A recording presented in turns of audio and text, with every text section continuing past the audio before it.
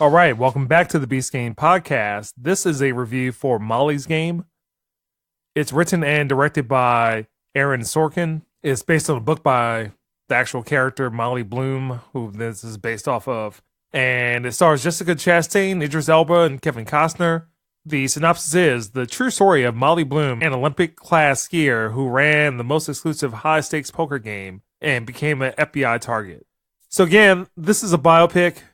So one of the problems is where this book kind of takes the story. It starts off with a monologue about Molly Bloom, who is in college. I think she's in law school.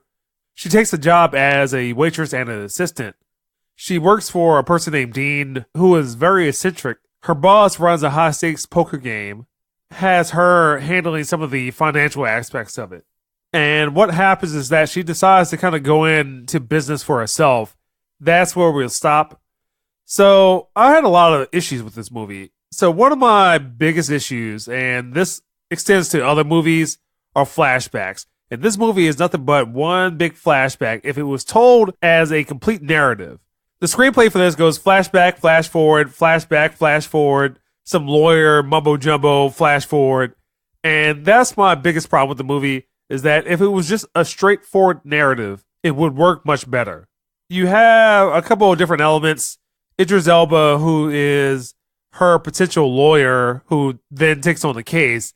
He has an accent when he's doing his lawyer speak. I don't understand it. Not sure why it's even in the movie. He does an American accent well and better than other movies rather than this one. There's also this big focus, at least in the beginning part of the movie, on Michael Cera. Again, there's a lot of flashbacks to when he was involved in this whole thing, at least alluding to movie stars being involved in it. So rather than creating a good narrative, this tries to be trendy with all these monologues, and it's really annoying. I fell asleep in this movie, woke back up, and the next problem is that this movie is too long. This movie is 2 hours. This movie really only has content for like maybe an hour and a half. It is definitely not a 2-hour movie. But what you get for like the last half an hour is where the movie really picks up at. So you have to sit through an hour and a half of boringness, flashbacks, flash forwards, boring dialogue, and it is very annoying. I'm very irritated by this movie because it seems like it could be good if it was written better. And again, like I said, the dialogue is boring. There's 2 lines in the whole entire movie.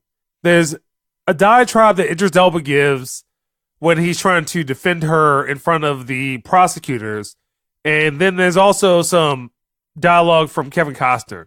So you have the main character, who is Jessica Chastain, that has no memorable dialogue at all. And I'm not sure why this movie is getting a lot of praise. I do not understand it. And it's very annoying. The last half an hour is where all the lawyer speak starts to come into play. The actual courtroom drama, if you even say that much, because it's not dramatic at all. But that's where all that takes shape. It begins to become a better movie where the potential is shown. It doesn't do anything with that because, again, it is monologue for 2 hours. For 2 hours. Monologue. Flashbacks. That's terrible. So as a score, I'm going to give this movie a 3.5. This movie has potential if it was written better, but it's saddled down by being based off of a book rather than being based off of a screenplay that's been influenced by a book. So I'm not sure of the level of control that Molly Bloom had over the movie, but as a movie, this is boring. The book might be better, but this is boring. 3.5 is too long, it's too boring, too many flashbacks, and that will sink any movie that I will watch now and in the future. Doesn't matter. And that's the Beast Game Podcast.